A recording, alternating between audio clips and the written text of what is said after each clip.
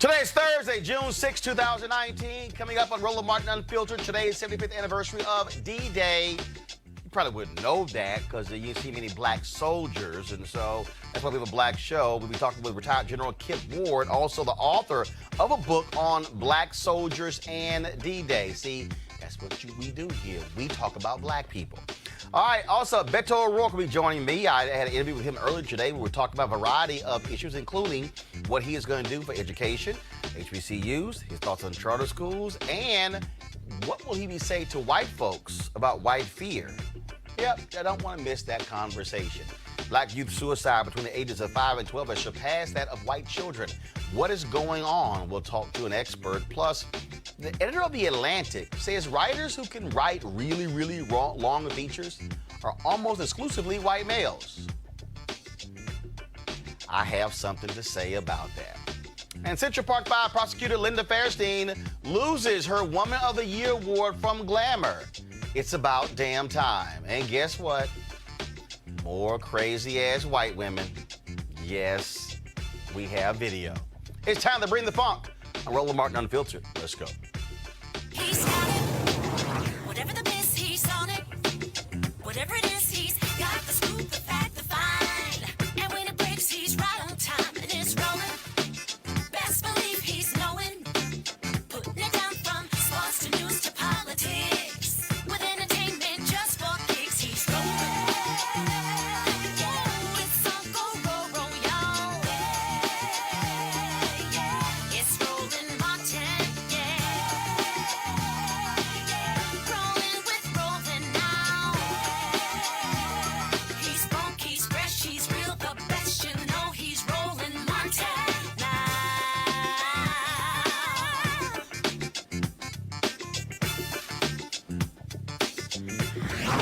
Martin. All right, folks, there are more people running for president on the Democratic side than there are weigh-ins. Yeah, say it ain't so. One of the folks is Beto O'Rourke, of course. He ran for the United States Senate, lost to Senator Ted Cruz, got within 2.5 points of upsetting him. That has caused a lot of his supporters to say he can make a real run for the presidency.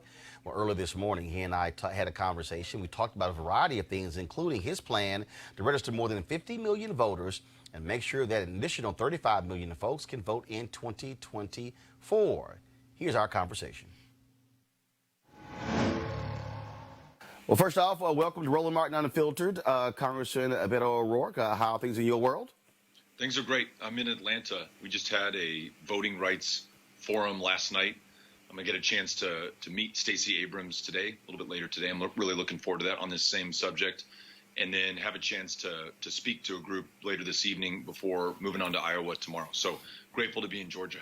Let's talk about that particular issue. You've unveiled your voting rights platform, your issue that you have laid out. This is something that I have been obviously focused on for a number of years.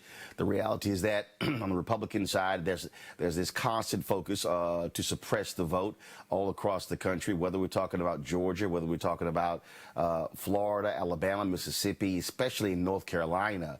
And I say that this is, without a doubt, the plan and strategy of the National Republican Party, because they do not want to see black folks, young folks vote. They want to be able to shrink the population in order to maintain power. That's absolutely right. And I would add my home state of Texas to that list. Well, first of all, I'm also a native of Texas, so you're right. Texas is there as well. Yeah, we ranked 50th in voter turnout before 2018, and that was because of the tactics that you just described. The state legislature literally drew people out of congressional districts based on their race or ethnicity. The courts found that to be the case in 2017. In Texas, you can use your license to carry a firearm to prove who you are at the ballot box, but you cannot use your student ID at Prairie View A&M or the El Paso Community College to prove who you are at the ballot box. But we saw a lot of people in 2018 transcend those barriers. And in fact, young voter turnout in early voting was up 500%. You had one of the greatest levels of turnouts in a midterm election year in the history of the state of Texas. So there's a way to overcome this through people's organization and willingness to volunteer and get after it. But you've got to institutionalize that. And so our plan calls for bringing in 50 million new voters over the next 4 years, bringing 35 million new people to the polls who not just registered but are actually voting over that same time period, and then removing the barriers to voting. So stopping the purges of voter rolls that we've seen in those states that you've just described, perhaps most notably here in Georgia, making sure that there are no more discriminatory voter ID laws or racial gerrymandering, and then guaranteeing the sanctity of the ballot box, having paper ballots and or paper receipts, having full audits of all the elections that take place, and then making sure that we get big money out of our politics and have people just respond to other people, not PACs, not corporations, not special interests. If we do all of that within the frame of a new Voting Rights Act, then this democracy is going to fully function, and we're going to be able to meet those big challenges, whether it's immigration or economic inclusion, healthcare, or confronting climate before it's too late. But how do you speak to, and this is the space where I think it is the missing link. How do you speak to white voters to get them to understand that? And let me unpack that. A couple of years ago, I was at the Congressional Black Caucus Foundation annual legislative conference, and it was all the civil rights leaders. It was Secretary of State, the state of California. And I said, look, I said in 2016, there was a clerk in Wisconsin who specifically said she moved a voting location off of a college campus because too many young folks were voting, and she moved it to a far-out place with a small parking lot. What took place in North Carolina, removing those voting locations off of those campuses. Wisconsin, some 200,000 people were affected by that voter ID law. Even though the Obama administration, they approved it, their voter ID law in terms of the DOJ, federal judge had to pull in Governor Scott Walker and say, why y'all foot dragging on these voter IDs? And I think every time we talk about voting, in many ways, we're talking about African Americans, Voting Rights Act, and pre-clearance, but young white voters, older voters as well, are being targeted. And when I said to civil rights groups, you've got to tell white Americans, look, this ain't a black thing. Your voting rights are also being impacted. And I think that's also a disconnect there. Absolutely. I think you just made the case, and I think we could continue by saying it's not just the elections that are compromised. It is the policies that follow. So if Stacey Abrams were the governor of Georgia, you would have no new anti-choice legislation being signed that restricts a woman's ability to make her own decisions about her own body. Now, that affects women of color, but it also affects white women in this state. You might find some common cause in the policies that follow fraudulent elections like the one that was held in Georgia. Or you mentioned North Carolina, where I think fraud is the right word to use in a congressional district where the will of the voters was subverted. And thankfully, they're going to redo that election. I think the Democrats going to win if there is a level playing field. So I think you're absolutely right to say that we've got to find the common cause that makes this not just an issue important to communities of color, but an issue to everyone in America, because anything that any one of us wants to be able to achieve will only be possible if everyone is brought in to this democracy. And we're beginning to see some good changes in Georgia. As you probably know, there's the New Georgia Project, which is going to ensure that we get those registrations and folks actually out to the polls. In Texas, the Texas Organizing Project. So really from the grassroots, even before you have a new Voting Rights Act, people are taking matters into their own hands and making sure that everyone gets out to the polls. Let's talk about another critical issue, and that is, again, for you, the state of your campaign. You've been in it for a couple of months now. The pundits say you're lagging in the polls. With so many people in this race, how do you get traction? How do you build that where people then are saying, hey, he has a legitimate shot at this? Or, because you hear people say, you know what? He should have ran for U.S. Senate. He should have stayed in Texas, built folks there, targeted John Cornyn. What do you have to do to gain traction in a field with 23, 24 candidates? You know, at its best, this race is going to be a competition of ideas. And so this bold proposal that we released yesterday on voting rights and making sure that more people are brought into our democracy, I hope helps to distinguish us. We've also released bold plans on climate change, bold plans on immigration reform. We've talked very passionately about a criminal justice system where we need to reform it by making sure that not only do we end the war on drugs, not only do we do away with for-profit prisons, not only do we end cash bail and expunge the arrest records of those arrested for possession of a substance that's legal in more than half the states in the country right now, but that we go well beyond that and confront the legacy of slavery and Jim Crow and segregation and suppression that is alive and well in every part of American life today. But I think there are some personal things that might also distinguish me as well. Coming from the U.S.-Mexico border, a community that doesn't just tolerate our differences, but embraces them. One of the safest places in the United States of America today, in El Paso, is safe, not despite, but because we are a city of immigrants.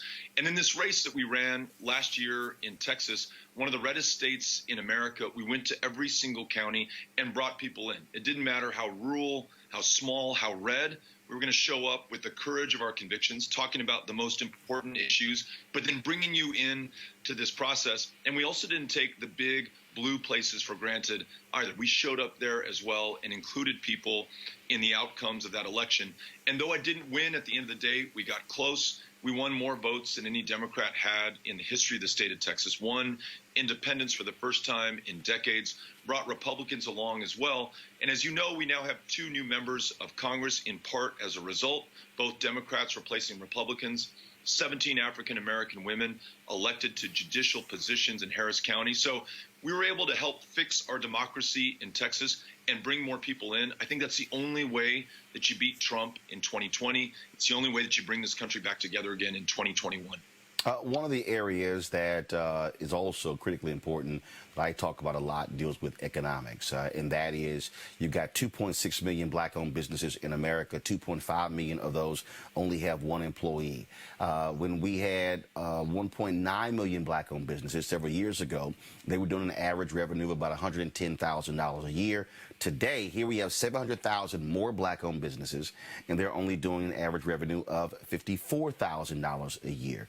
And so what will you do to deal with that? Because having black businesses not being able to grow, not being able to have capital, not being able to build capacity has a direct impact on the economic future of African Americans, and especially when you talk about wealth creation.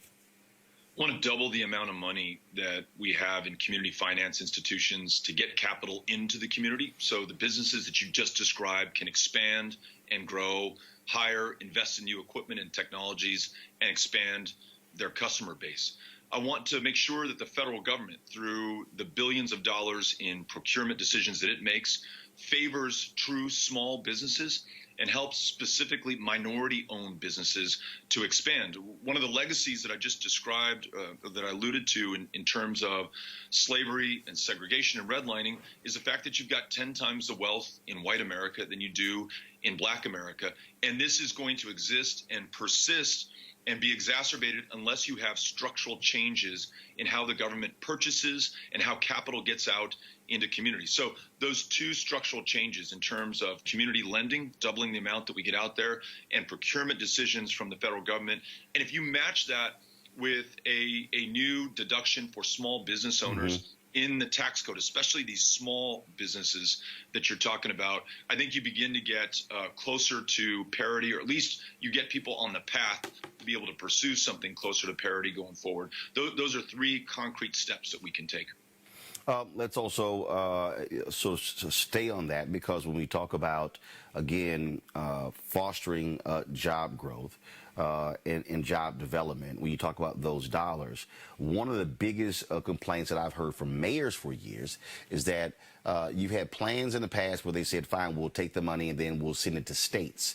Whereas mayors said, hey, wait a minute, we've had better outcomes when it comes to DBA participation, when it comes to African-American businesses. And so I think also a big issue is whoever is president saying, hey, let's bypass these governors and let's say, how do we target money directly to states, to cities, city programs where African Americans have done a lot better than statewide programs? Yeah, I couldn't agree more. I think the real innovation's happening at the city level right now. I was just in Columbia, South Carolina, visiting with Mayor Benjamin. He was telling me about the power of these community development block grants. He was able to use that small federal investment and match it, I think, 9-1, and build affordable housing in the city center of Columbia, housing that University of South Carolina students can afford, housing that others who might have otherwise been pushed out of their neighborhoods could afford, because he made developer investment and the zoning that was necessary conditional on affordability. So here you have a mayor who's tackling the crisis in housing affordability in the United States, and that's happening not at the state or the federal level, that's happening at the local level. So let's find those most innovative mayors and city councils, and let's invest in them. Couldn't agree more. Education is obviously another critically important issue. What is your specific plan for the nation's historically black colleges and universities?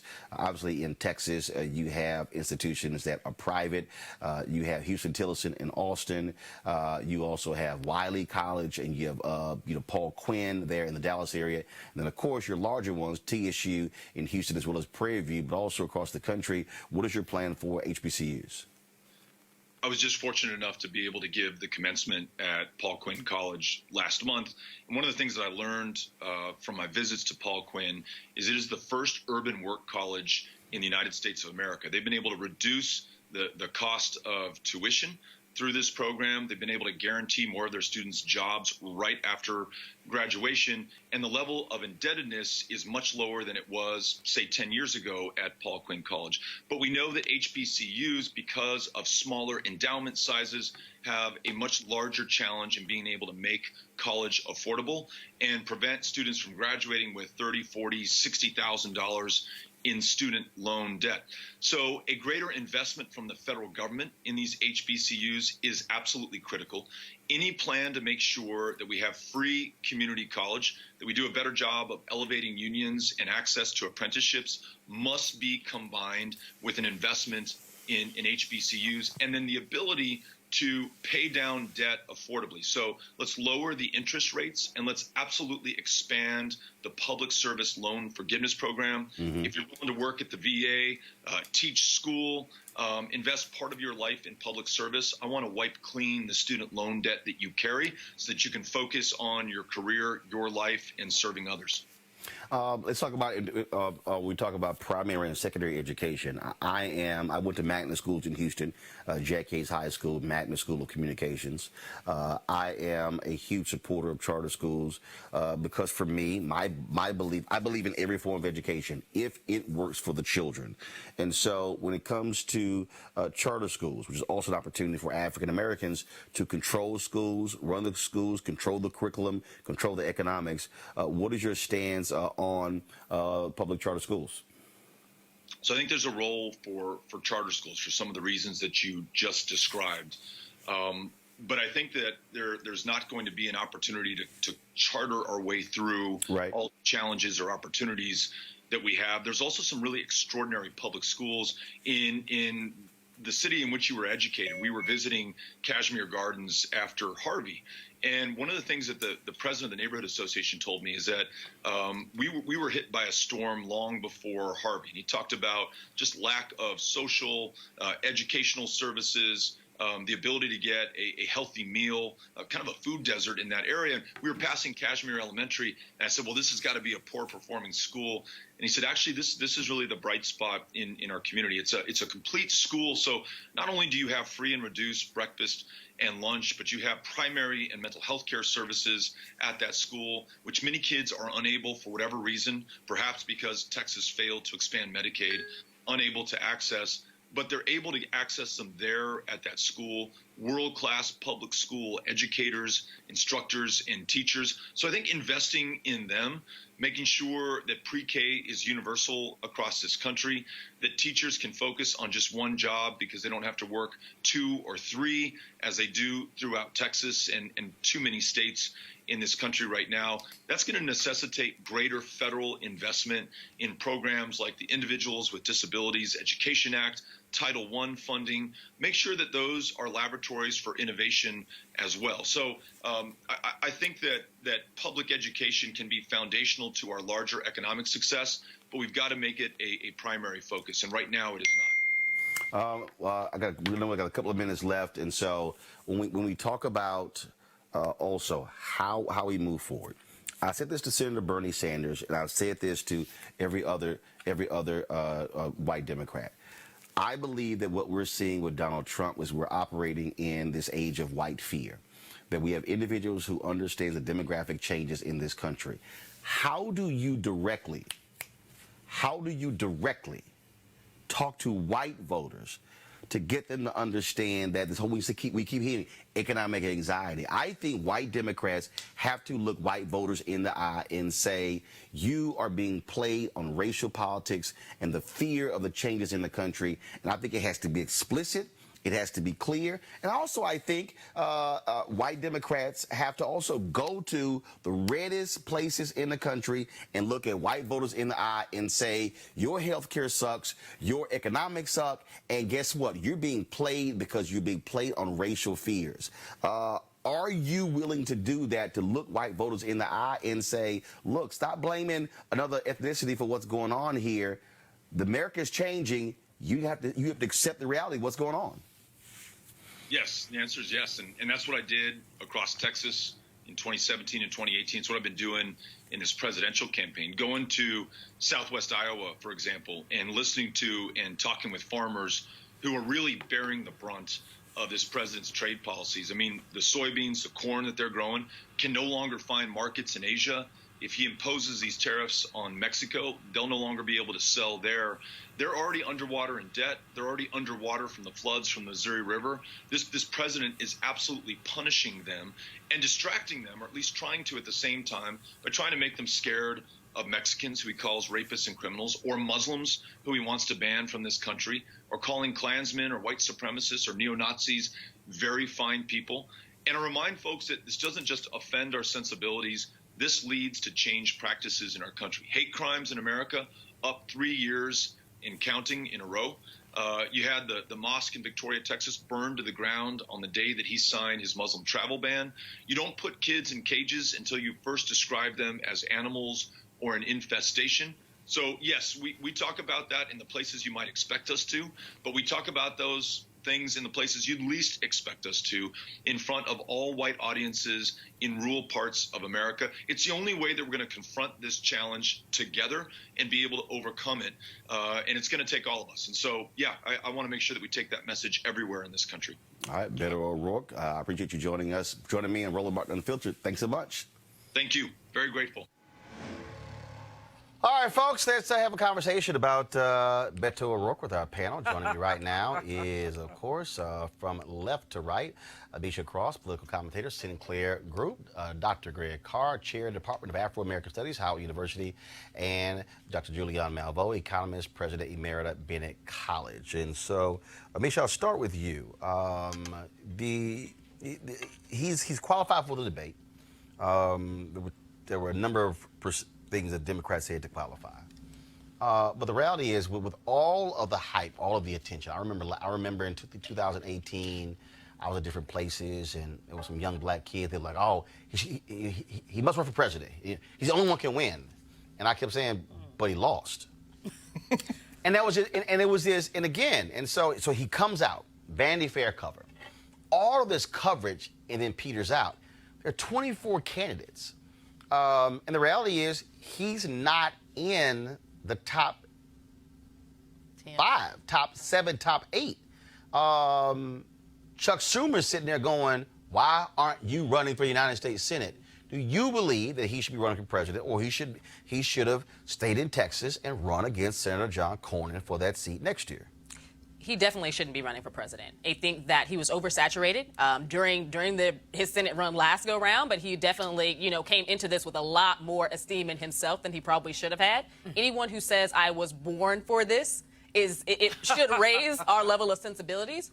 But also, I think that there was an air of white male privilege in a lot of his conversation. And I think that that's coming back to bite him, not only in terms of losing American support, but also not really being able to separate himself and his ideology from some of the other candidates. Right now, in a lot of his policy proposals, they look exactly like the other, or at least the top 15 candidates in the race. Joseph Pinion, Republican strategist, joins us via Skype. Joseph, it was really interesting because I have been sparring with Beto supporters all day long. They've been arguing with me about Texas, saying I have no clue about Texas politics. I even had one dude from Albany, New York, who was trying to tell me about Texas politics, and I said, out of the two of us, which one of us actually took 7th grade Texas history? I did, because I'm from there. And they kept talking about how he came close. And they got really mad at me because I said, let me be clear. Coming close isn't winning. Winning is winning. Losing is losing. And they kept talking about how Beto is the only person who can put Texas in play. And I had to remind them that, no, 2000, Al Gore ran for president, was the former U.S. Senator from Tennessee, lost his home state. Had Al Gore won his home state, he didn't need Florida. If Al Gore had just won Tennessee, he would have been president. And so it's really interesting just listening to them go back and forth. And I kept saying, yes, you're right. The enthusiasm, all the folks who out there. But he was also running against the one Republican who y'all hate, Ted Cruz. Yeah, I mean, I think realistically that if you look at what has transpired here with Beto, you have to talk about two different things. You have to talk about the fact that, number one, he's running for his own political future. I think the reality is, I think he's smart enough to know that Texas is probably not going to go blue in a 2020 presidential election. And so from that standpoint, I think that from a personal standpoint, it was probably a fool's errand for him to try to run statewide. I think long term, I think that how does he maintain his aura? How does he make sure that he has a future long term? I think that he made a determination that the best thing for him to do was to go out there, run for president, put himself in this kind of air of superiority where he could potentially be an attractive vice presidential choice, or it might be the dog that catches the car in such a field and possibly find a way to win the nomination. Hold tight 1 second, Joseph. Hold on. I'm getting a lot of feedback. If my folks, can y'all find out if there are other people who are talking in the room, or is that our feedback coming through? And so let me know. Y'all can fix that. I appreciate it. One Greg Carr.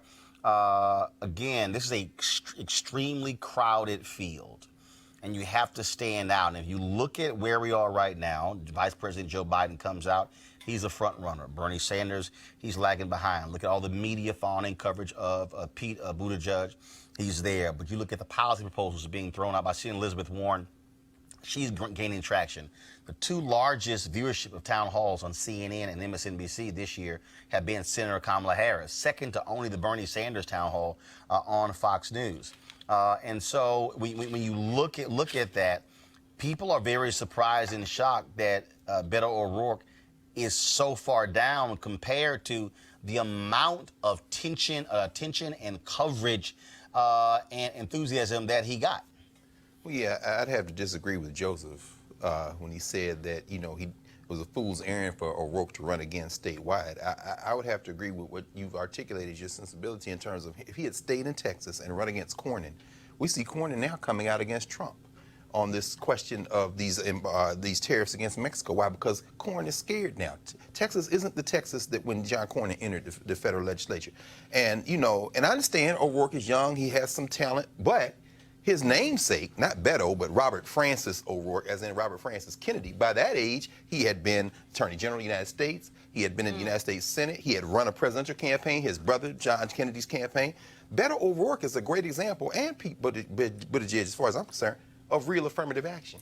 No, you're a white man who decides you're just going to run for president. Dude, but if you wanted to really advance that agenda, which a lot of that came from H.R. 1, the voting rights bill that the federal legislature passed, the Congress actually, advanced, then you would stay at home in Texas and help the Democratic Party flip Texas. That's your job, unless it's all about ego. But just a minute. Hold on. I'll come to you. So go ahead. Yeah. This is simmering in white privilege. This is what he and Buttigieg are simmering in white privilege. They are failed candidate Buttigieg, what, 120,000? Well, first of all, he's not failed. He actually was elected. He was mayor of South Bend. Oh, 120,000 people, Roland. 150,000. I know. In the case of Beto O'Rourke, he was a member of Congress. True. But he didn't do anything when he was a member of Congress. What legislation can we put his hat on? What can we say he stood for? I got you. You know, and so this, I mean, you had a great interview with him, but he is not worth two dead flies in my mind. If he was serious about doing anything, he would stay his behind in Texas and run for Senate, which he could win after the previous enthusiasm for him. But to run for president is like the hubris of these people who think that they can be president of the United States because they white.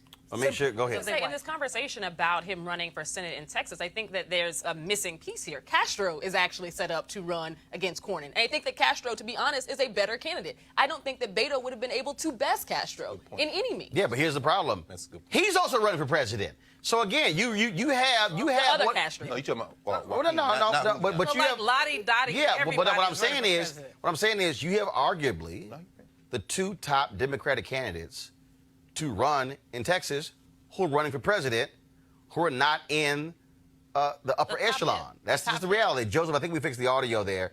I keep hearing this line from Beto supporters and trust that they've been coming at him saying that he scares Republicans. The reality is his run against Ted Cruz did get the attention of Republicans. But I also keep reminding people he was also running against the most hated Republican. President George W. Bush did fundraisers for Republicans all across the country. He refused to do one for Ted Cruz. And so to me, I think, and I totally understand.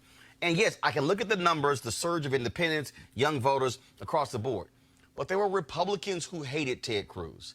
I think it might be I think if he ran against Cornyn, you would, I think, have a much better view of whether or not Texas is transitioning away from being a solid red state, and that's why I believe, had he taken the time, not run for president, built the infrastructure, kept his team in place, focused on voter mobilization in 2019, and geared up for 2020, Democrats could also. Republicans have to defend a lot of seats, and so it would be a much better position. But I just think it's going to be very difficult to get the traction with all of these candidates. And I think if you get down to like September and October, and if he is not around 10, 15%, it's going to be a problem. No, I think realistically, if you look at it, I would tend to agree with the notion that Beto O'Rourke was probably not the best choice to be running for president of the United States. Having said that, I would say if you look at Texas, I would agree that it's no longer a solid red state. You're looking at a situation where you have Harris County, which is literally a county which is larger than Iowa. If it was a state, it would be the 25th largest state in the nation, right? So Texas is very much trending towards blue. But I think somebody like a Julian Castro would have been a much better choice to run statewide in Texas. I think if you look at it realistically, you're looking at a situation where the Texas situation right now is 4 years from now, right? So if I was giving Beto O'Rourke and political advice, I would tend to believe and tend to lend myself to the notion that he had no business running statewide, because I think he would have ended up being a two-time loser with no political future. So I think if you're looking at it from just a raw political standpoint, yes, maybe it would have been better for the Democratic Party had he run statewide, had he continued to register voters. But I think it would have been unrealistic to think that he was actually going to be able to win statewide in this environment. Well, I'll say this here. I'll say this here. When you look at what's happening in Texas, first of all, Texas is Texas is not trending blue. So let me just unpack that. And again, this is going to hurt all the feelings. And again, we're going to sort out the audio issues with Joseph, so he's going to go away for a bit. We'll try to get him back once we sort it all out. It is down. So again, and this is really for a lot of the Beto people, okay, who are into hero worship. They're like, you're bashing Beto. I'm like, no, I'm not. I'm trying to explain to you what is reality. I am born and raised in Texas, born and raised in Houston. I've worked in Dallas, still own a home there. That was first of all, Texas used to be a state that was all blue. Democrats controlled the entire state. Senator John Tower was the first Republican elected statewide in Texas in 1984 since Reconstruction. 1994 was the last time Democrats actually won statewide. That year, George W. Bush beat Ann Richards. But if you actually look at the results from that year, the lieutenant governor, the attorney general, the comptroller, they were all the land commissioner. They were all Democrats. Those are the top 4 out of the top 5 out of the top 6 positions. Now, it reached a point where Dallas County flipped all red. John Cruzo, the brother who's now the district attorney in Dallas County, had to run as a Republican to get reelected as a judge because no Democrat could win. Fast forward about 5 or 6 years. It flips. Lupe Valdez, Latina, lesbian, she becomes the sheriff in Dallas County. Cruzo runs as a Democrat. The DA, Democrat. Judicial positions, Democrat. This county flipped. Harris County flipped. Why? Because the Dems focused on what have a straight ticket balloting. Republicans used to dominate straight ticketing. Democrats figured it out. Why do you think they saw results? So what happened in 2017?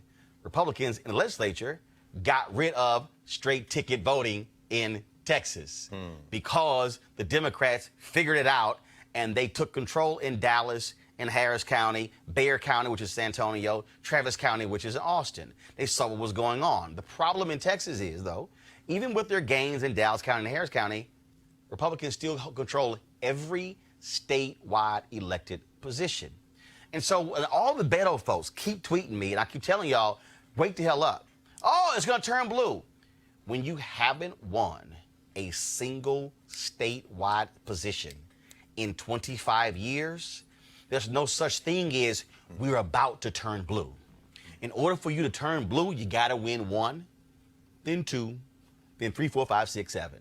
What does that require? It requires strong candidates with infrastructure, with the ability to motivate, the ability to raise money, which is why you got to have your strong folks also running on the statewide level for U.S. Senate. But see, to the point of our panelists, and this may not be the case with Beto, and you think it is, that's fine. But you look at the guy who's from Montana. His wife said, we're only going to D.C. if he becomes president.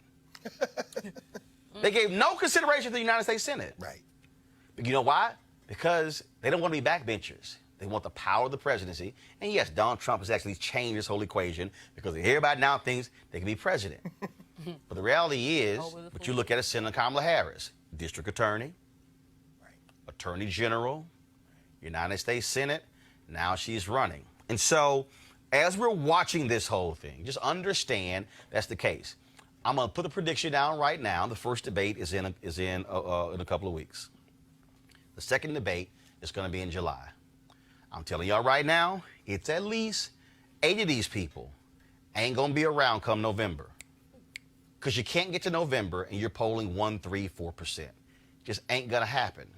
And so what is required, though, to have candidates who, and guess what? The people who also are running for president could drop out and still run for United States Senate. Watch some of these things transpire. And I'm just saying, you need to check it out. So we'll see what happens. But I appreciate Beto O'Rourke joining us. And, of course, there were other candidates who we're going to be talking to as well. Look forward to having those conversations. And I keep telling y'all, so stop asking me, who's going to win? Nobody knows. Joe Biden, of course, yesterday came out and said he supports the Hyde Amendment, which the other Democrats candidates have been nailing him. Guess what? He could screw up in one of these debates. Let me also give y'all history, those of you who somehow refuse to understand the past. 2007,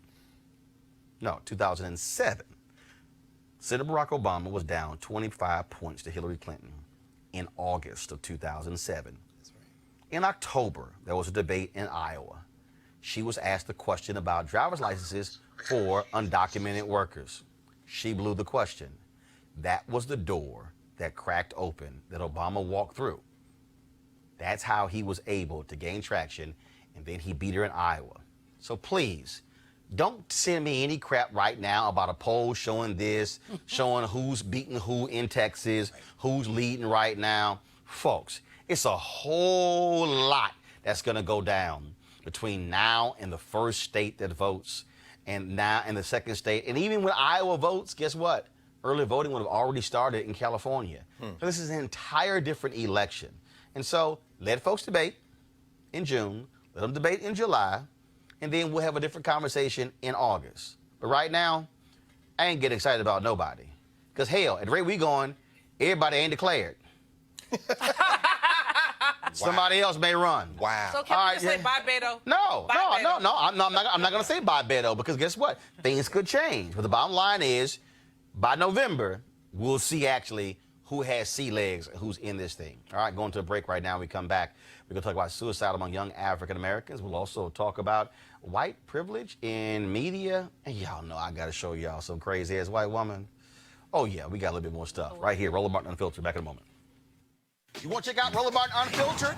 YouTube.com/Roland S. Martin. And subscribe to our YouTube channel. There's only one daily digital show out here that keeps it black and keep it real. It's Roland Martin Unfiltered. See that name right there? Roland Martin Unfiltered. Like, share, and subscribe to our YouTube channel. That's YouTube.com/Roland S. Martin. And don't forget to turn on your notifications so when we go live, you'll know it. All right, y'all, for the first time in the history, the rate of suicide by young black children between the ages of 5 and 12 has surpassed that of white children. In addition, according to the Journal of American Medical Association of Pediatrics, black boys are at even greater risk due to factors like racism, depression, and exposure to violence.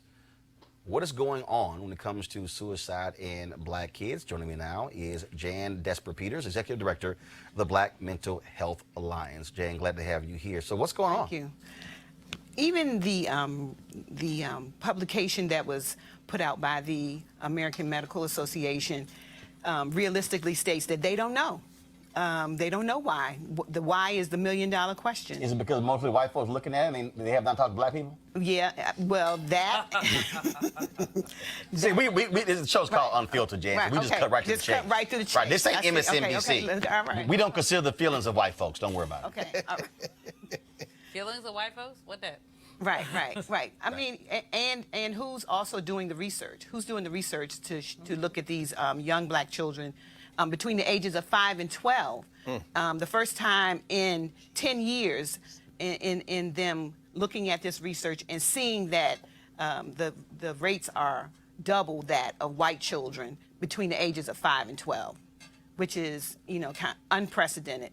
But the Congressional Black Caucus also has declared this a state of emergency, and Representative Bonnie Coleman has formed a task force with other members of Congress, and then subsequently formed a work group that's going to be chaired by Dr. Michael Lindsay, who's doing a lot of research around black children and suicide out of the New York University. Now, is it also, do you believe also that there's more reporting?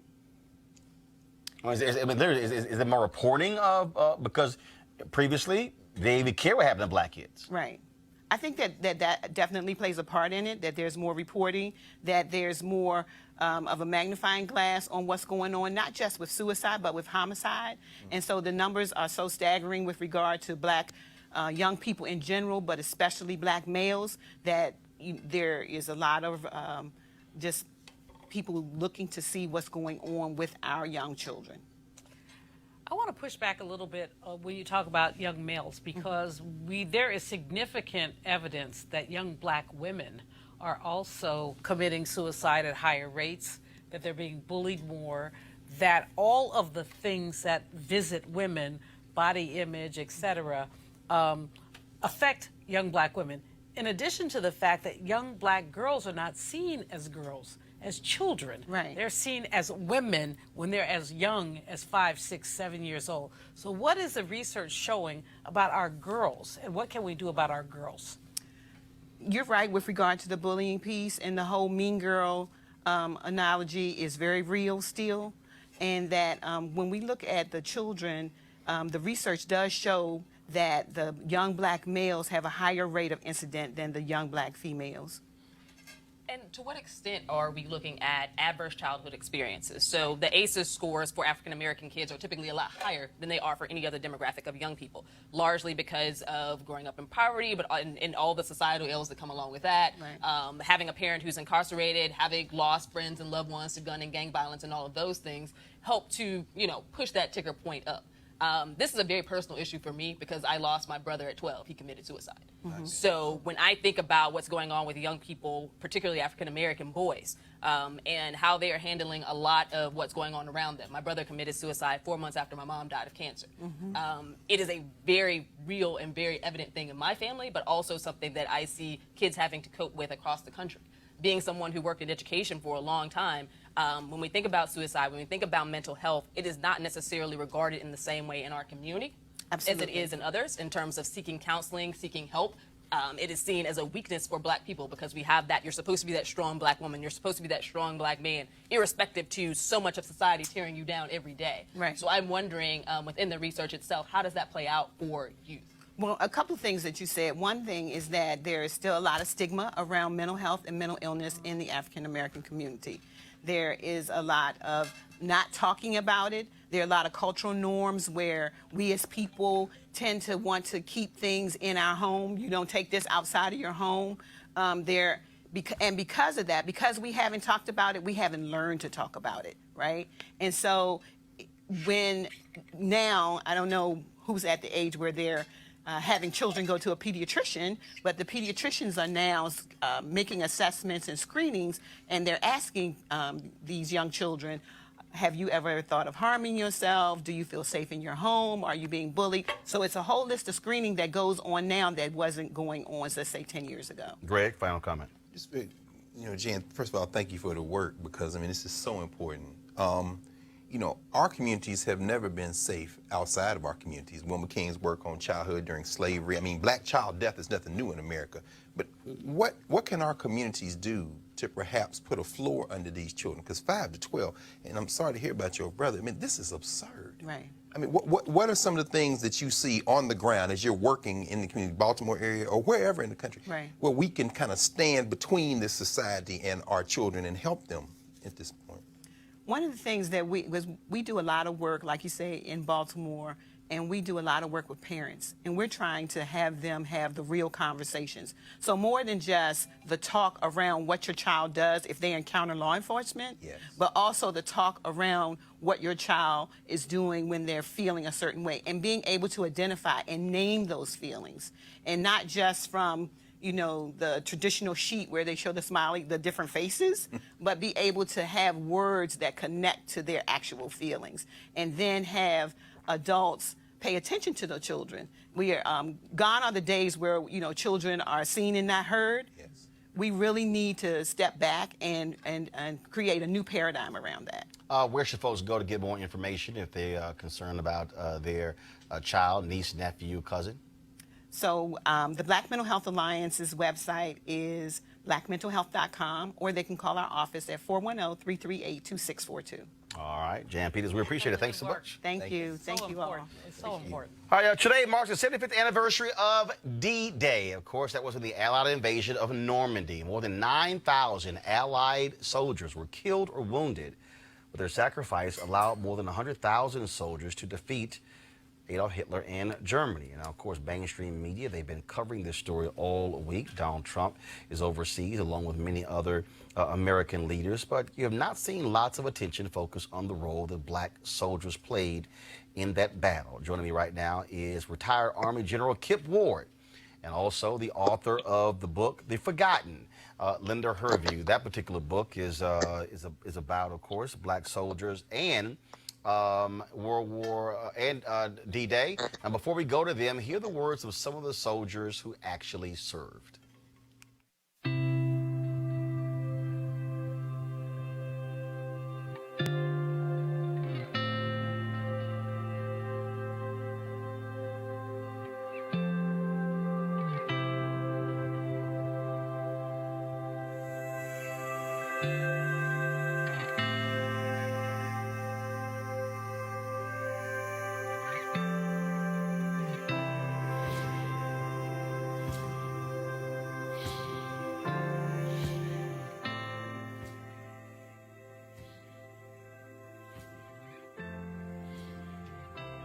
My name is William Garfield Abney. I was with the 320th Barrage Balloon Battalion.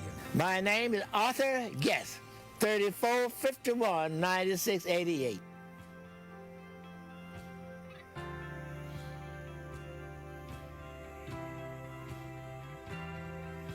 One reason I ain't had no reason to go fighting because the American wasn't that good a place to fight for, not for a black man.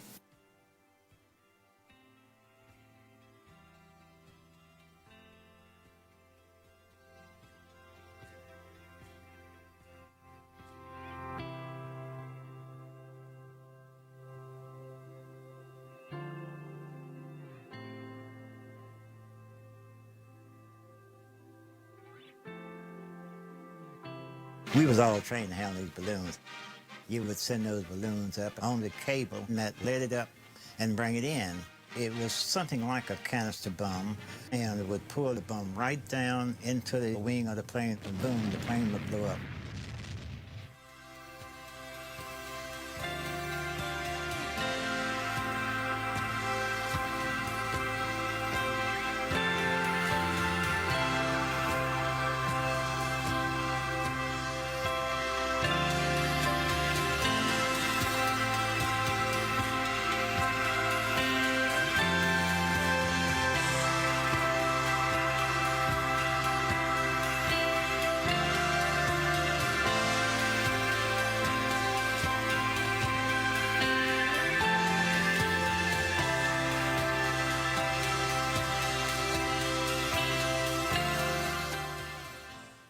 We certainly thank all soldiers who served in the United States military for their sacrifice in all of our wars, including World War II. But we specifically wanted to focus on these black soldiers.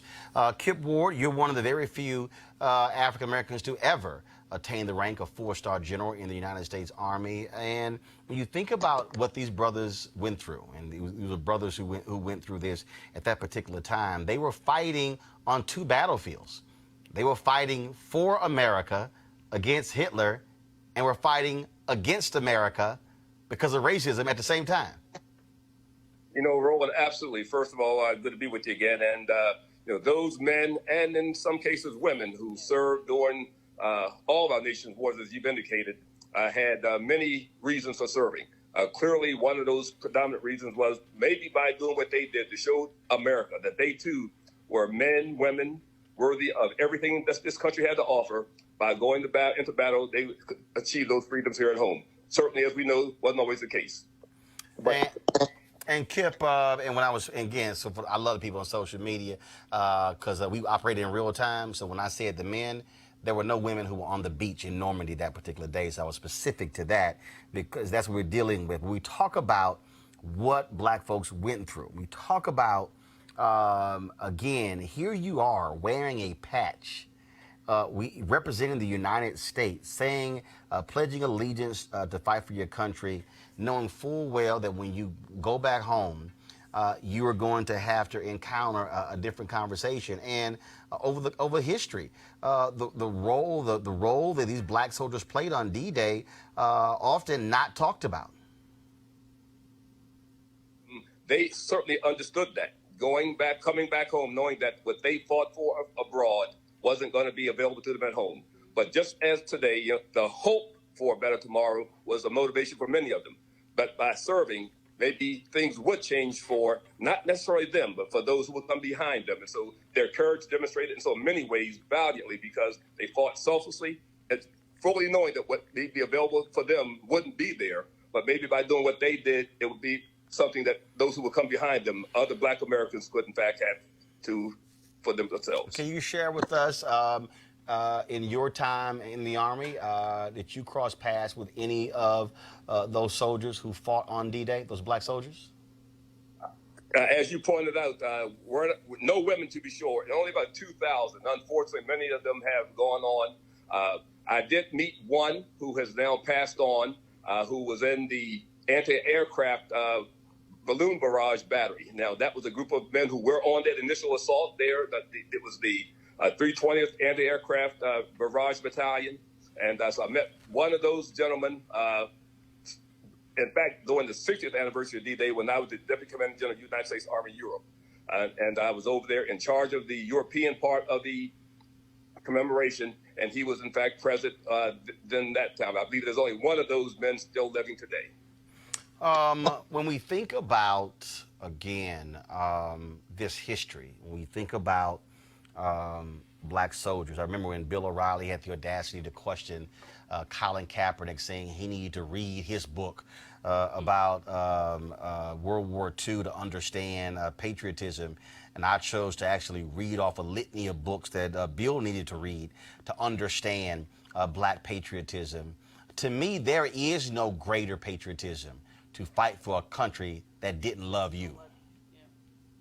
Absolutely. I mean, that, as I said, this was the height of selflessness in doing something for a country that didn't return it, but with the hopes that over time, other black Americans would be able to take advantage of the rights, privileges that this country provides as its ideal. Last question for you, Kip. What would you say to somebody right now why they should join the U.S. Army? Why should they should join the U.S. military? There are multiple reasons. There is no single reason why anyone would serve. And as I talk to youngs today who are currently serving, they're serving for a multiplicity of reasons.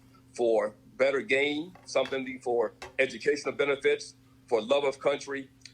These men and women serve today for reasons that are personal, that are societal, wanting to give back in some cases, wanting to better themselves in other cases, for the love of country in some of those same cases. And so there is no single reason why young black men and women serve, for a multitude of reasons. And thankfully they do continue to serve, because it is in fact that service that over time I think is important, that this nation will ultimately come to understand, acknowledge, and have huge respect for. It's there in some degree, clearly more to go. All right then. General Kip Ward, always good talking to you, man. Say hello to the wife. I shall. We'll do that for sure. Thanks very much. I appreciate it. Thanks a bunch. And folks, just some history. Kip Ward, he was the first commander of AFRICOM. That was the 5th command that was created under President George W. Bush. He was the first commander of AFRICOM, and again had achieved the rank of 4-star general. Also, we're scheduled to have Linda Hervey on the show. Guys, put the cover of her book up so I can let folks know. And that if you don't have it, just go to my iPad. The book is called Forgotten: The Untold Story of D-Day's Black Heroes at Home and at War. Guys, can y'all fix this? I don't know why you're not being able to see it. So fix that, please, because I'm showing it's connected right here. And this is important. I'm going to go out panel real quick. This is important because, again, when I went off on Bill O'Reilly, unfortunately, a lot of people who have no idea about our impact in the military. There was a campaign called GRED, the Double V campaign, that was going on at the same time, that launched by the Pittsburgh Courier, picked up by the Chicago Defender and others. It started in World War I, victory at home and victory abroad. That's right, because of the lessons we learned in World War I. Black folks have fought in the American Revolution as many blacks fought for the British as fought for the Americans, because we didn't care who won. We were trying to get free. I appreciate what that elder said. He said, I don't know if I had really a reason to fight. My father and 3 of his brothers, 3 of the 4 men in his side of the family were drafted into World War II. My Uncle Virgil fought for the Red Ball Express. Those were the brothers they sent out to refuel the tanks. If a German sniper hit that thing, they went up in flames.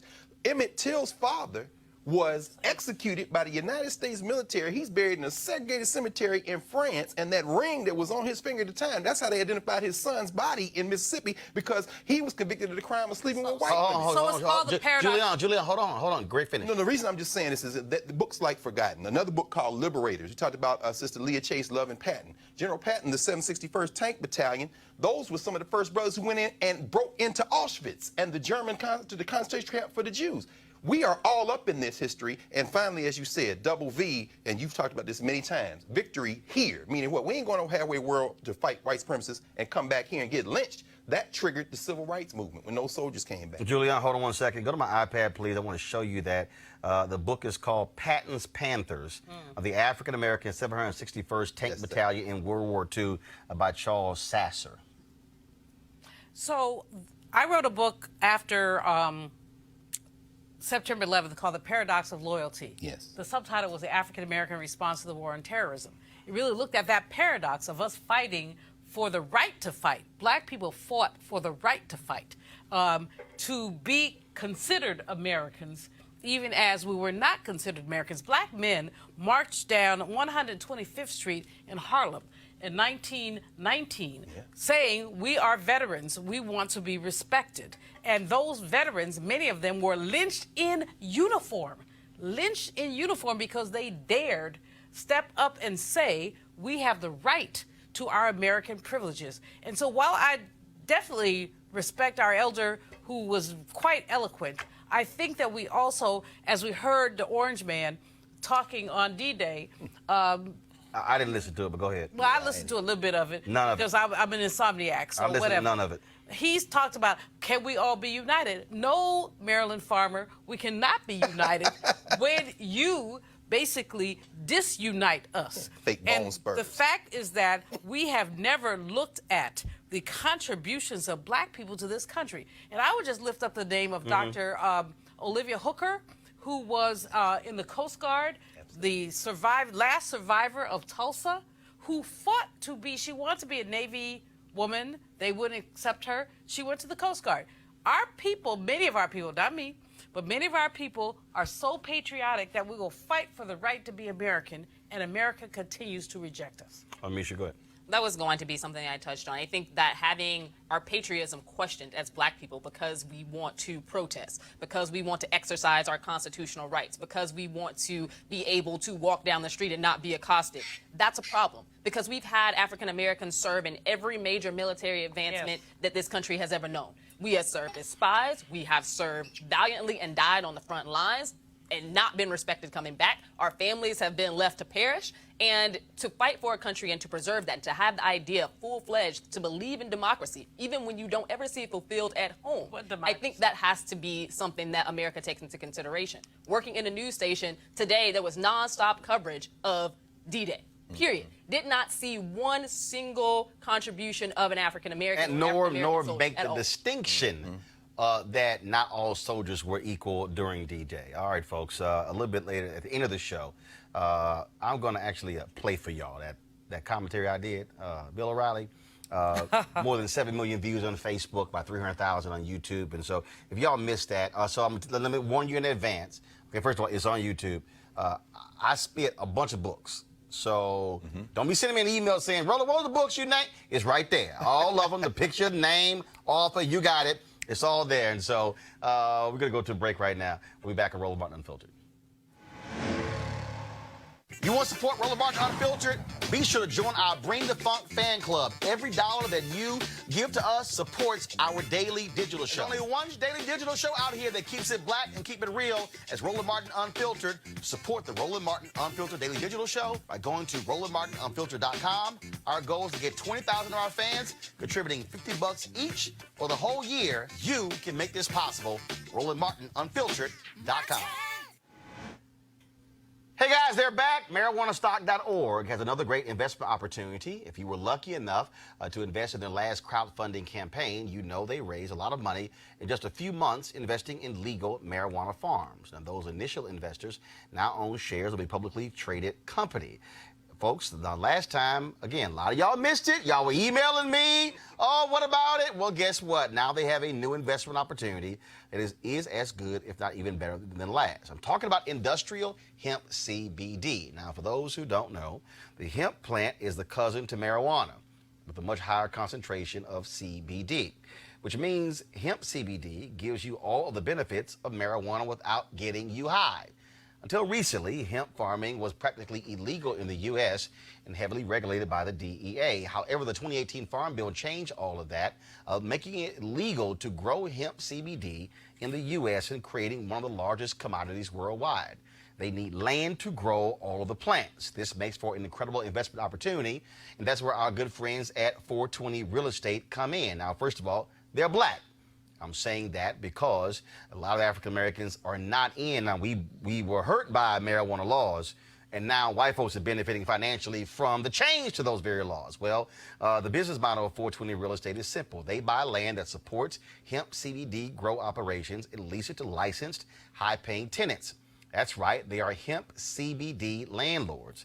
And you can get in on the action. You can invest in this crowdfunding campaign for as little as $200 up to $10,000. Like I said, I'm not missing out on this, and neither should you. You should invest.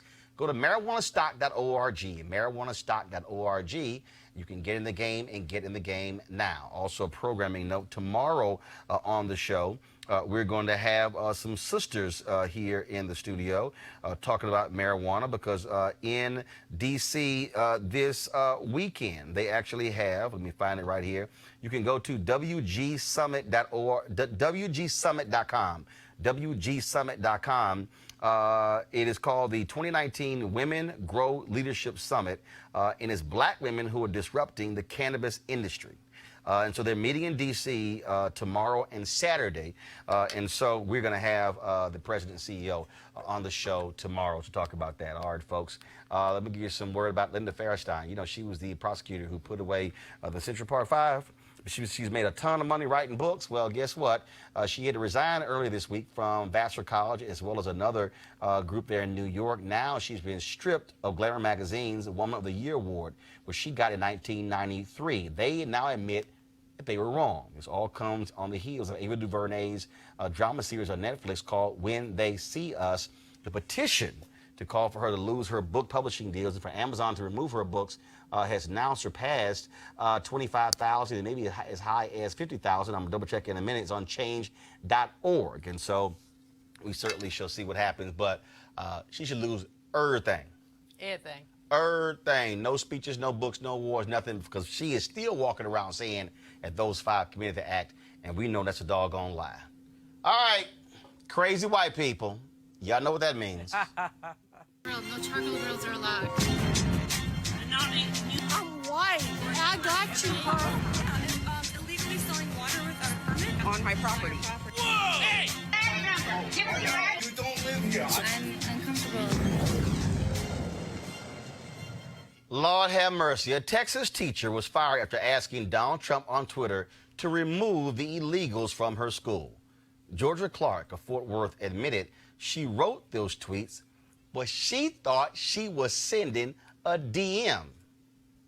Here's why her dumb ass should have gotten fired. Because if you don't know the difference between a direct message and a public post, you shouldn't be teaching anybody. In fact, you should have your students teaching you what's going on. The Fort Worth Independent School District voted unanimously to fire her because of her comments. She also had made some other comments before where she was criticizing Latino students there as well. 63% of the school district, y'all, in Fort Worth is Latino. My God.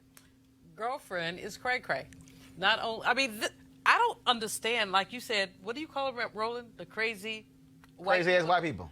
I don't understand how somebody who is a teacher actually targets her students publicly and then sends a message to the orange man as if, I mean, it would be hilarious if it was not so distasteful. And I thought I was sending the DM. I was going to say, like, that doesn't help matters. We talk about training people against implicit bias. She is extremely explicit in her bias and thinks it's okay if she says these messages privately. But I will also say that, you know, coming from a president who has thrown down when it comes to immigrants, who has made it very clear that he despises those of Latino descent, she thought that she was at home and on friendly ground. He sent a dog whistle. She responded to the dog whistle. But frankly, it does not hold water in Fort Worth, Texas, where 63% of the young people are Latino. Well, you can't do that. I don't disagree. I am concerned a little bit about this First Amendment issue because we can all agree when you see a white supremacist or a white nationalist.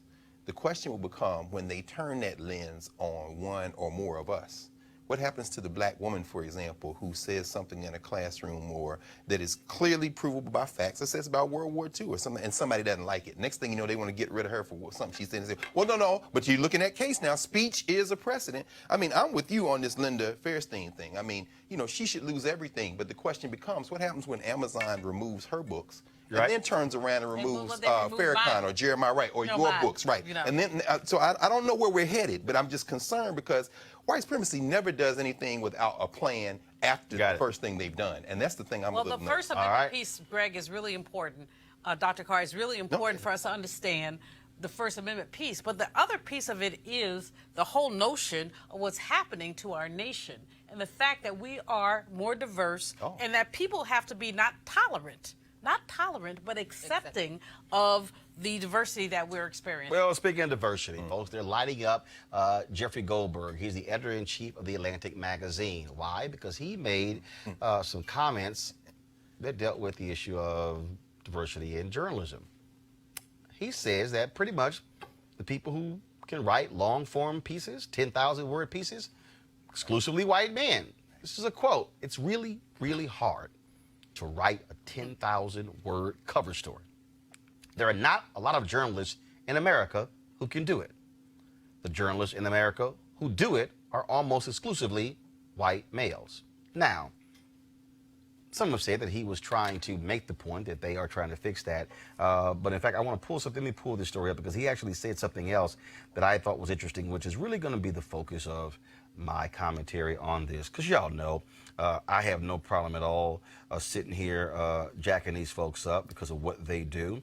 And you have to, and remember, y'all, I am in the business of words. I listen to what people have to say, and I go through the whole deal. And so this is actually what he said. We continue to have and actually it was a column he wrote. It was a column he wrote where he took questions from folks, their audience. He said, we continue to have a problem with the print magazine cover stories, with the gender and race issues when it comes to cover story writing. Of the 15 print issues the Atlantic has published since January 2018, 11 had cover stories written by men. Quote, it's really, really hard to write a 10,000-word cover story. There are not a lot of journalists in America who do it. The journalists in America who do it are almost exclusively white males. What I have to do, and I haven't done this enough yet, is again about experience versus potential. You can look at people and be like, well, your experience is writing 1,200 word pieces for the web and you're great at it, so good going. Now let me unpack that. Here's the fun. Now, again, you're looking at somebody who is Vice President Digital for the National Association of Black Journalists, lifetime member, third time being on the board of directors, previously secretary, before that, the National Student Representative. You're talking about somebody who went to a communications high school in Houston. So essentially, I've been doing journalism since I was 14 years old. That is the last 36 and a half years. What I have experienced in 36 and a half years in this industry has been white supremacy. Meaning, if you truly look at that statement, what he is saying that, the people who really can write long 10,000-word pieces, they're white men. Y'all, that's white supremacy. Meaning you think you're better. Now let's unpack that. The reason he's saying that is because if you look at the magazine industry all across the board, who do you largely see? White folks.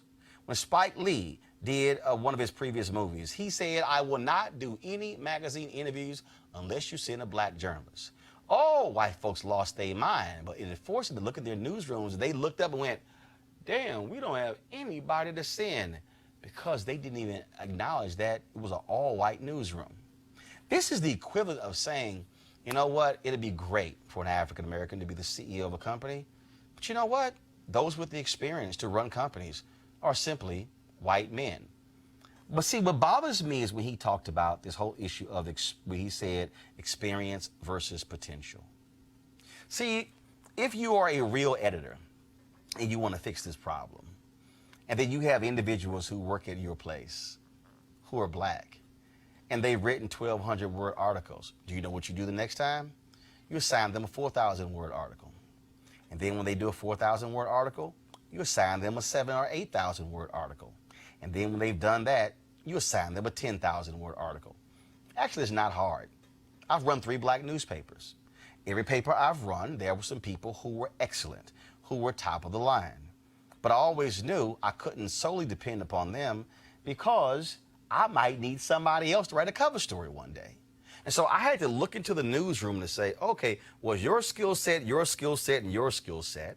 And what I'm going to do is I'm going to give you a shot to do this here. Let me explain to you what we do here at Roland Martin Unfiltered. My control room is right there. Henry directs the show. Stephanie is sitting next to him. She's a producer. I said, Henry, I need Stephanie cross-trained to actually direct the show. Chelsea, who sits over here, who also the associate producer. She's had to learn how to use the robotic cameras. Atlantis, my niece, who runs tapes, she also had to learn how to use robotic cameras. You know why that's the case? I need everybody to be cross-trained. Every person who works here is going to have to learn to use the Canon XA25, how to use that camera, the Canon XF405 4K camera, how to use it. Why? Because that's what leaders do, Jeffrey. They train up. They coach up. And if you're serious about this, that's exactly what you should do. And stop making excuses. There are black folks who now write for The Atlantic. Adam Sir. Jamel Hill. And others. Adam Harris. Are you trying to say to me they don't have the ability to write 10,000-word stories? Right. It is because white men who are in power are comfortable assigning stories to other white men to doing the exact same coverage. It is no different than when you see these folks who are the ones leading the conversations in politics are largely white men. I have been at the table with 2 presidents where they've had the television anchors in the room. And I can tell you, in one of those meetings, before Lester Holt became the NBC Nightly News anchor, who was the only black person sitting in the room? Yours truly. When Lester got the job, guess what? We were there. Under Trump, when they invited some people, Yamiche Alcindor, who's not a television anchor, was there for PBS. It was Lester, me, and Yamiche. I brought Derek McGinty along because I had an open spot. They had 2 for us. Why am I saying that? It's because what black people have always said is, yo, when the hell we gonna get a shot? It's the same thing.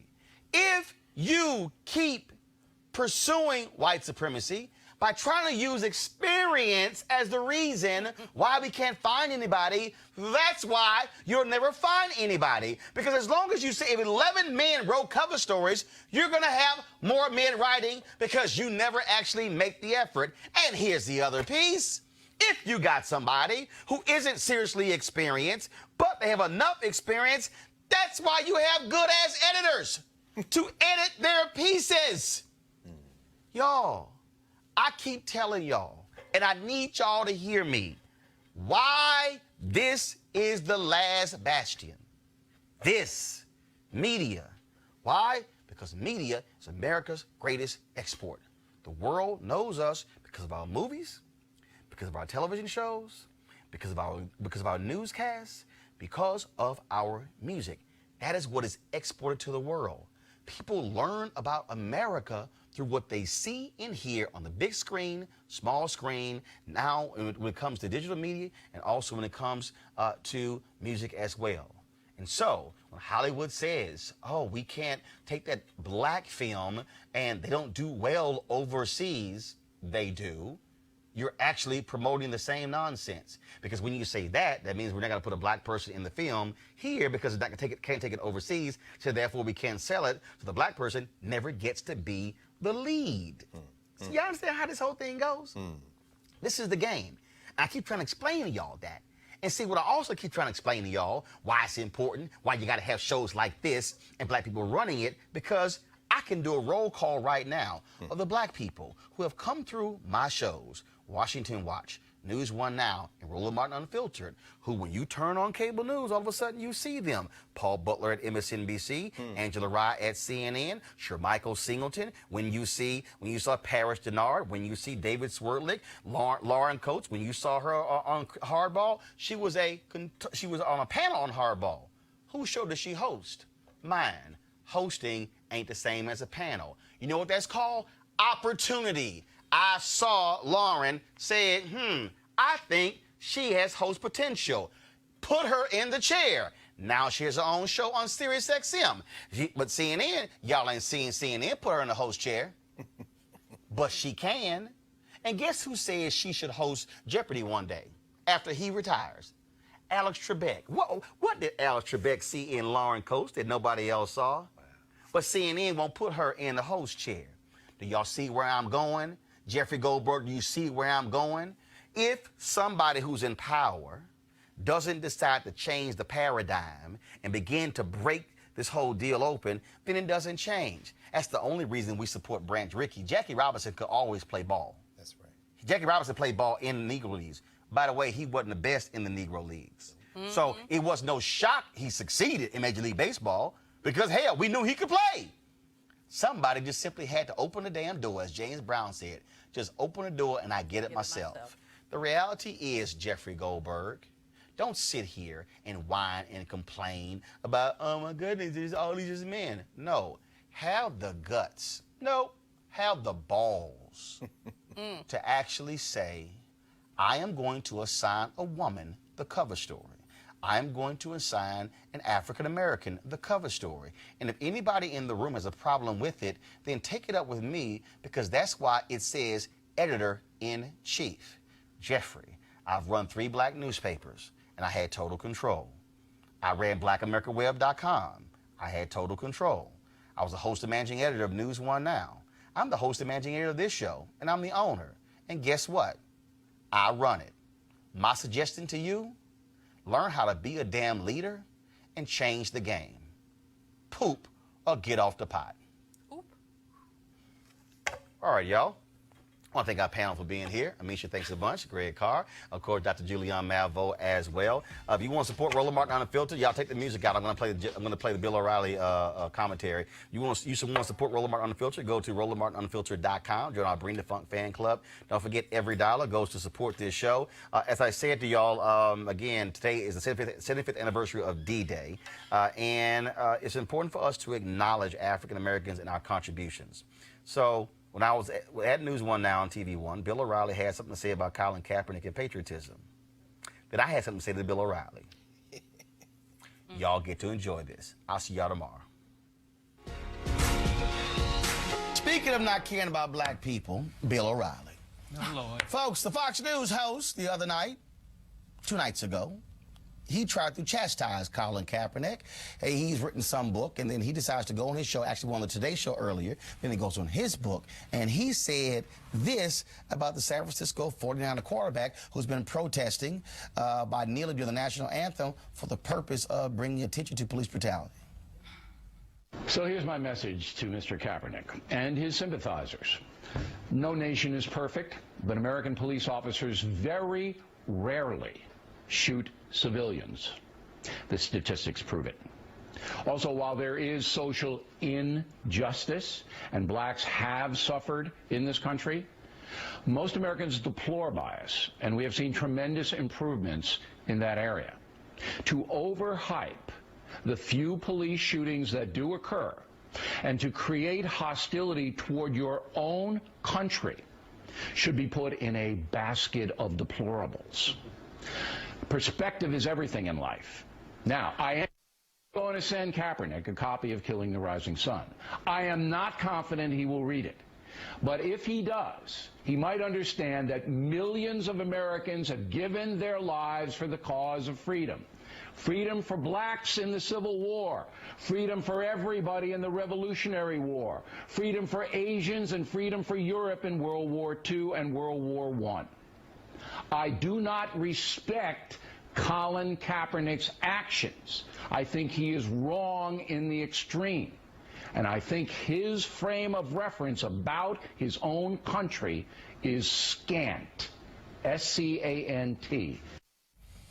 And I think that is stupid. S-T-U-P-I-D. Here's the reality. Did Bill O'Reilly just say that millions of Americans gave their lives for the freedom of black folks in the American Revolution?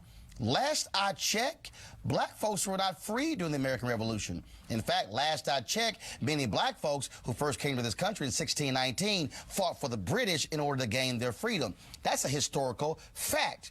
Bill, what books are you reading? Because last I checked, 1776, America founded.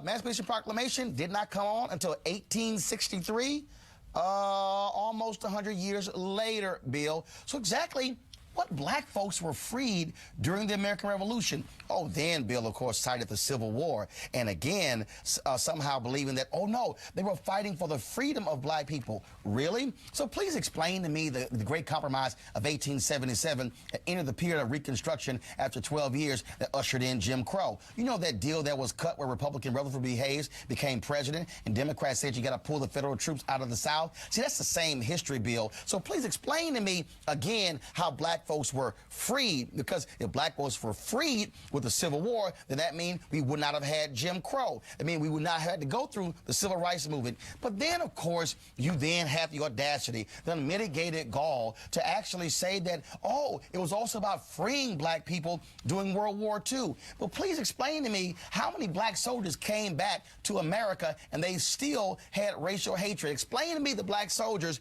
who were forced to ride in the back of rail cars when the German POWs were allowed to ride in front of them because of racism in America. See, Bill, you want Colin Kaepernick to read your book about patriotism and real patriotism. No, Bill O'Reilly, the real patriotism is when you're black in America and you fought for a nation even though that nation did not fight for you. That's real patriotism. So imagine those African Americans who fought in the Civil War knowing full well they were not fully free. Imagine the African Americans who fought in World War I and World War II and in the Korean War and the Vietnam War knowing full well that America was not willing to see them as free. That's actual history. So Bill O'Reilly, damn your book. Colin Kaepernick should not read your book because your book is a joke when it comes to patriotism. So, Bill, I got some books for you to read because it's clearly what you have been reading is absolutely nonsensical. So, Bill, here's the first one. Bloods, Black Veterans of the Vietnam War, an Old History by Wallace Terry. You might want to read that book to get the sense of what it was like for black soldiers facing bigotry in Vietnam, supposedly fighting against communism when they're still fighting for freedom in America. How about this book, Bill? I Never Had It Made, an autobiography of Jackie Robinson by Jackie Robinson. If you read that book, Bill, you know what you're going to find out? You're going to find out that it was Jackie Robinson who also said in that very book why he did not salute the flag, why he did not stand for the national anthem, because he said America has never seen me as truly an American. That's what Jackie Robinson said. By the way, Bill, he was a veteran, served in the Army, but also had to go through a court-martial in Texas when he chose not to ride at the back of the bus. Oh, I'm sorry. I thought that black folks were freed in the American Revolution and the previous wars, so why did he have to ride at the back of the bus in El Paso, Texas?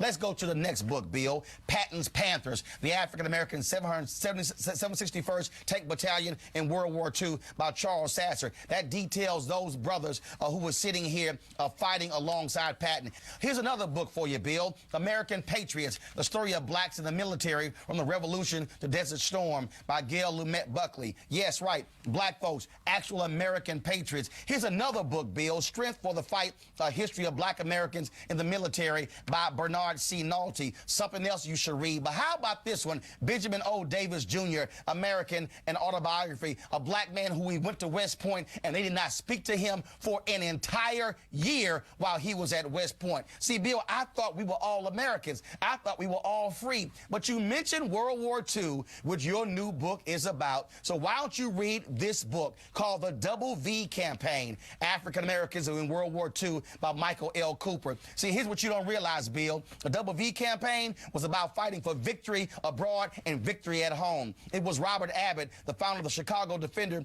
who also started this when he founded the paper. They picked it up when John Sinstack became publisher of the Chicago Defender. You might want to read Evan McKaylee's book on the Defender, a black paper that changed America, because it was black newspapers who challenged America by saying, hey, how can we fight against the Nazis? How can we fight against fascism, but we have racism in America? Bill, you might then learn with the Double B Campaign. There was J. Edgar Hoover and the federal government who tried to put those black publishers in jail because they dared to write about the racism that was happening on military bases in America. Oh, I'm sorry. You ran up against a black man who can actually read. How about this book, Bill O'Reilly? The Counter-Revolution of 1776, Slave Resistance and the Origins of the United States by Gerald Horne. In that particular book, you'll read of those Africans of descent who chose to fight for the British because the British promised them their freedom. But Gerald Horne also makes the argument in his book, Bill O'Reilly, that the reason for the American Revolution was because the 13 colonies feared the British were going to outlaw slavery,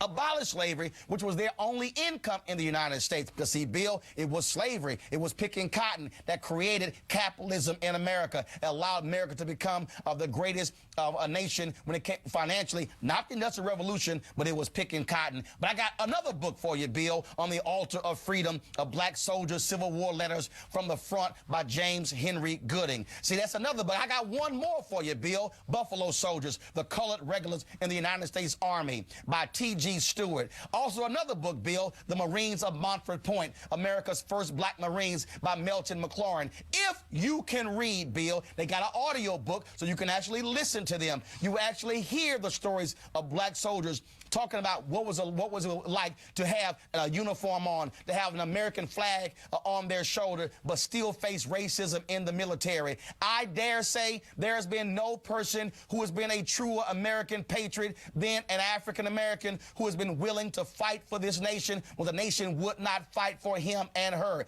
That, Bill, is American history. That's the history that Colin Kaepernick is talking about. And so if you want somebody to read your book, why don't you actually read what it's like to be a real patriot? So Colin Kaepernick, if he sends you your book, his book, throw it in the trash and then send him an Amazon gift card to go buy some other books so he can learn what it's like to be black in America, what it's learn how to fight for America, what it's learn to be when you're Medgar Evers and you fought for America, but you had to come back in your uniform. Bill, read about those black soldiers who came back from World War II, who were lynched in their uniforms, who were shot in their uniforms. They fought for America, but America then turned around and killed them. Bill, school is now over. It's time for you to go do some damn homework. Kickstart your day at 7 and get the news you need from the perspective you want. News 1 Now with Roland Martin. Every weekday morning at 7 on TV 1.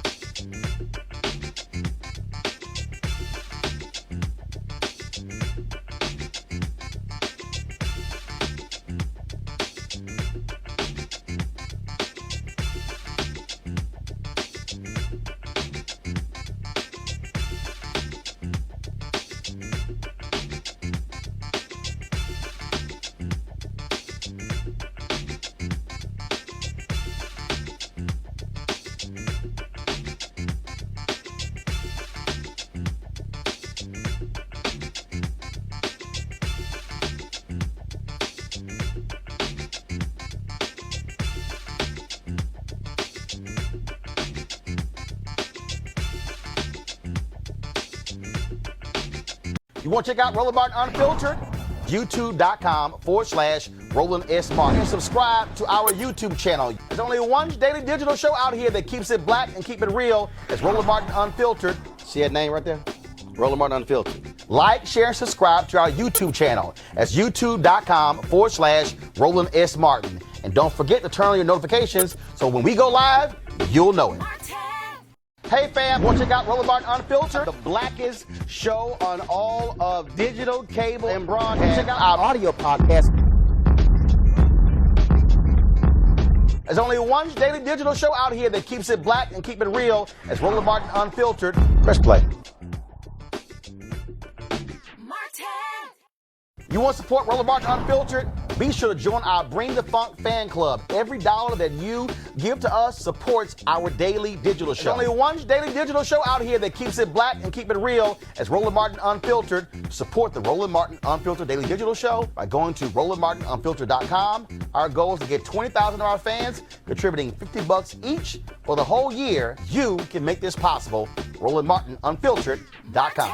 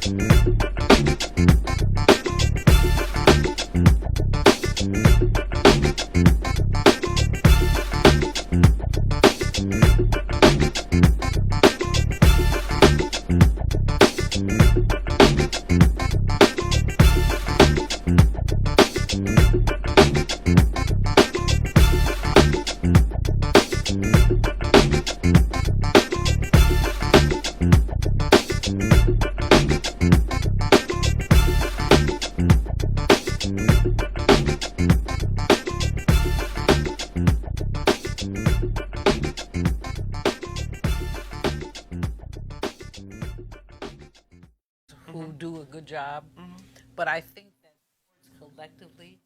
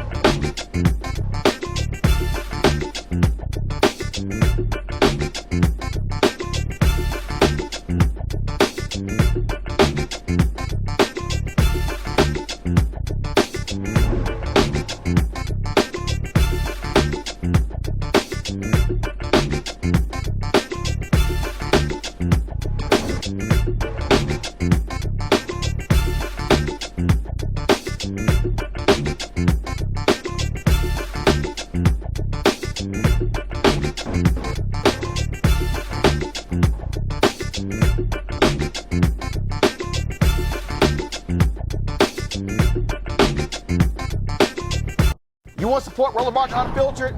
Be sure to join our Bring the Funk fan club. Every dollar that you give to us supports our daily digital show. There's only one daily digital show out here that keeps it black and keep it real as Roland Martin Unfiltered. Support the Roland Martin Unfiltered daily digital show by going to RolandMartinUnfiltered.com. Our goal is to get 20,000 of our fans contributing $50 each for the whole year. You can make this possible. RolandMartinUnfiltered.com. You want to check out Roland Martin Unfiltered? YouTube.com/Roland S. Martin. And subscribe to our YouTube channel. There's only one daily digital show out here that keeps it black and keep it real. It's Roland Martin Unfiltered. See that name right there? Roland Martin Unfiltered. Like, share, and subscribe to our YouTube channel. That's YouTube.com/Roland S. Martin. And don't forget to turn on your notifications so when we go live, you'll know it. Hey fam, want to check out Roland Martin Unfiltered? The blackest show on all of digital, cable, and broadcast. Check out our audio podcast. There's only one daily digital show out here that keeps it black and keep it real. It's Roland Martin Unfiltered. Press play.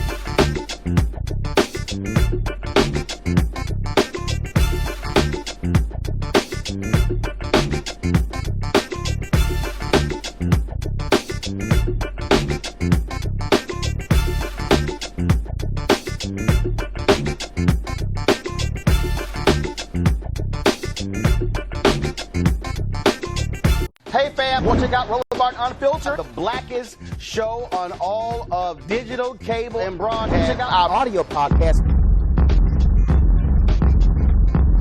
There's only one daily digital show out here that keeps it black and keep it real. It's Roland Martin Unfiltered. Press play. You want to support Roland Martin Unfiltered? Be sure to join our Bring the Funk fan club. Every dollar that you give to us supports our daily digital show. There's only one daily digital show out here that keeps it black and keep it real. It's Roland Martin Unfiltered. Support the Roland Martin Unfiltered daily digital show by going to RolandMartinUnfiltered.com. Our goal is to get 20,000 of our fans contributing $50 each for the whole year. You can make this possible. RolandMartinUnfiltered.com.